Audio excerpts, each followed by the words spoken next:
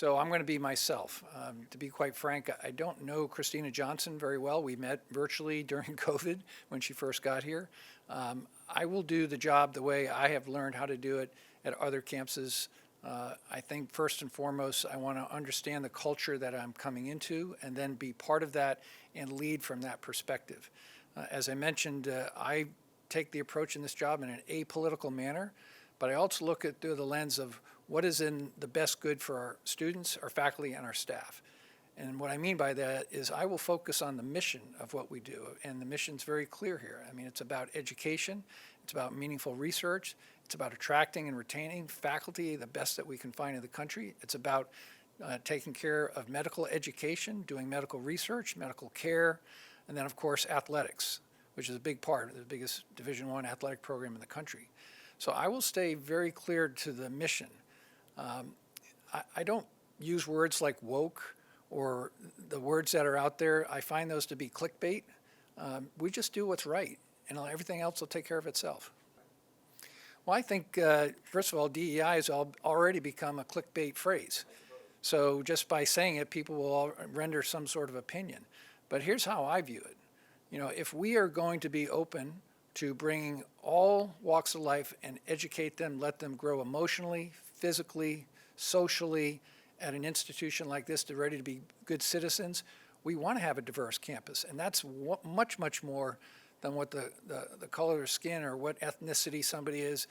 I'm looking for diversity of thought and diversity of people to elevate this campus. And if we can find success across all walks of our student body, then we will have achieved something that really is inclusive. I think, first of all, we've got to acknowledge that we'll follow the law, that our application process, whether it's already changed or not, I haven't been able to look that deeply into it. But we just have to understand that that doesn't change our mission. We should be open and welcome to students of all backgrounds. I mean, that is the very definition of diversity. Interestingly, as you may have noted, that the service academies were exempt from that. I will tell you that while I was superintendent of the Naval Academy, we did not use any quota systems. We did not use affirmative action in that regard to try to fill our ranks with some set number of students.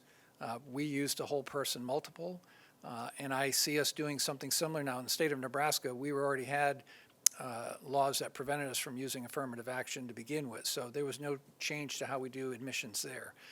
We'll study and learn more about how that applies here. But as I look at the campus background that's here, I'm very proud to see that this is a very, very diverse campus here, and I'm excited to be part of it. Well, first of all, our campus should be a place where everybody's welcome, everybody's voice is heard. Having worn the cloth of our nation for 38 years as a Navy officer, you can imagine how I feel about supporting the Constitution of the United States and the First Amendment. So that's where I come from. I've also been leading at multiple campuses throughout my life, and what you'll find about me is I do it in an apolitical manner. I know my lane. I am not a legislator. I do not write state laws. I follow them, and we'll make sure that we continue to do that here. Now, that said, in Nebraska, I engaged with all 49 state senators, a unicameral, one single body, the entire time I was there. I had a good relationship with everybody that sat on the left, sat on the right, because I'm a straight shooter, and I tell like it is, and I'm very transparent in how I operate. I intend to do the same here.